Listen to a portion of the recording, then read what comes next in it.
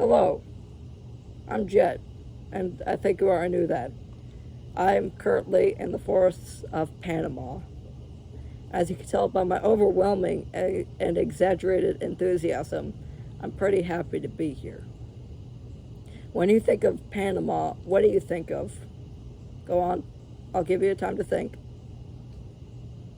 If you said the beautiful beaches, forests, and kind people, you were lying. Nobody would think about that. What's wrong with you? They would think about the large canal in it because, of course, that's what its defining feature is, the big canal, which is a real shame because this country is actually really interesting in its history, its economy, and its culture. So, why not share my information with you guys? And you're gonna learn about Panama. Insert flag or border here. Intro done. Panama has a very rich culture. It's often overlooked due to other factors, namely the canal. But it has a rich culture of Latin, which means Spanish, African, Indigenous, and now Western from the 20th century. It's very rich with these cultures, especially in the rural areas where people go into their indigenous roots, where the Kuna indigenous women make colorful panels and blankets for tradition. But that's just the material culture. They also make epic poems, which are basically poems but on steroids. They're very, very long. And yeah, that's pretty much all that is to it. But urbanization and the success of the canal led to the rapid growth of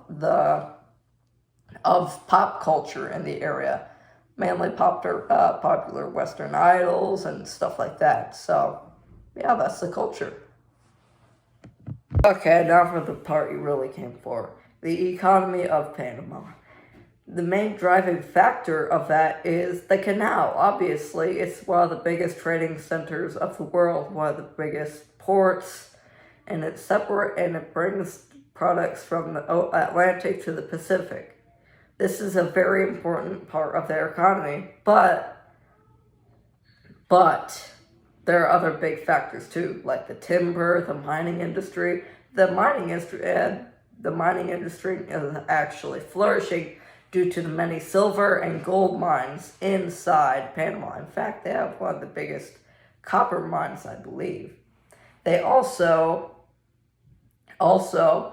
have a large agricultural economy, which is very common for most South American countries. This is due to, well, the area is it's simple. Just the area is very good for farming. 30% of the land is actually used for it, which is a lot where the rural culture, as I was talking about, is coming from. But it is a very important part of life, especially since the majority of people work in that industry. Well, kind of industry, but they work in agriculture. But the gross domestic product of Panama is actually flourishing right now. It, of course, has dipped due to COVID, but it's doing really good. It was doing really good. It's actually above, its per capita is actually like $14,000. Well, to be exact, it's actually $14,000 and $617.60 if you want to be exact. But it's actually higher than Brazil's gross domestic product per capita, mind you. So that's pretty impressive, especially since Panama is relatively small of a country and Brazil is Brazil. And its GDP for the overall country is like $63 billion and $63.61 billion, you know. It's impressive, especially since it wasn't doing good for a while. Well, actually it was. It has one of the highest GDPs in the area, which is really impressive considering, well, actually not, it should be because it's Central America. So, yeah. But, yeah, it's Panama's politics are a lot like what the U.S. has. This is no surprise since the U.S. has influenced a lot of Panama's history. Now, a brief history of Panama is that it became independent. It with Colombia became independent from Spain in 1810, and then it broke free from Colombia nearly 90 years later in 1903.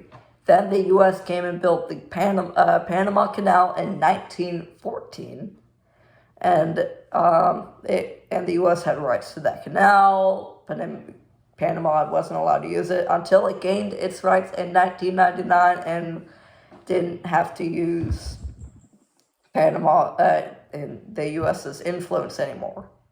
Now, its stability, it's actually a very stable country, even though it's in Central America, which tends to be a very unstable area politically. But this is not only it's one of the most advanced and most economically strong in the area. It's also just politically stable. This is mainly to the successful democratic system, and besides a few large-scale riots, well, not riots, it's more so large-scale protests that can turn violent and disrupt the commercially activity in the affected areas, mainly in the mining and timber industries, which are a little bit unstable for the area, but all things considered, it is a very stable country, and it's very peaceful and a stable democracy. And Panama is also considered a part of a developing world. Like, it's a developing country. It's not a third world country. Second world is communism, and it's definitely not a first world, but it's developing. So it's becoming becoming much more stable, and it's, considering the trends, it'll be very good. The population of Panama is pretty low. It's not very large. It's no surprise since it's a pretty small country. Most of the people work in agriculture, as I said. But over the last 100 years, it's grown relatively steadily ever since its independence. Of course, there was a population, not really a spike, but it of course increased with the completion of the canal, since more people wanted to work there, and well, U.S. citizens became a part of the population due to the canal and working there, and yeah. Now, the population centers is that population, apparently, that Panama is very populated in, guess what, Panama City, located near, guess what, the canal. Obviously, what else were you thinking? But despite that being the most populated area, it is also, the rural areas are also fairly populated, and with other major cities, which I will hopefully put on up here somewhere.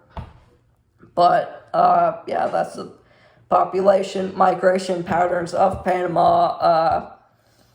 People have actually been going from, I believe they would go west to east, or other way around. Either way, it's that way. Not like they can move anywhere else, because, it doesn't really go north or south. But yeah, that's basically what their migration is like. They migrate, what else? To economic reasons. Not really because it's unstable, but mainly because where they're living is relatively poor. I mean, the rural areas aren't that expensive or anything. It's just that the urban areas, they have a lot more job opportunities in trade and things like that. But yeah, that's oh wait, yeah, population. The population right now is like 4 million, 4.5, 4.50, 1 million people, which is small for a country. It's no surprise because it's pretty small, but yeah, that's mainly the population of Panama. Some other notes on Panama is that its modernization, as I said, has increased drastically due to the canal, especially during the early 2000s when Panama actually got the rights to the canal and it became wealthier. Also, some other notes is that children employment in Panama is thankfully decreasing. I mean, that would be pretty bad if it wasn't. In the end, Panama is an advanced country for the general area of Central and even South America. It is a very unique country, not only due to its economics and geography, mainly due to, guess what, the canal, I'll say it one more time, but also due to its culture, its history, and its migration patterns and environment. Thank you for having me, and have a good day.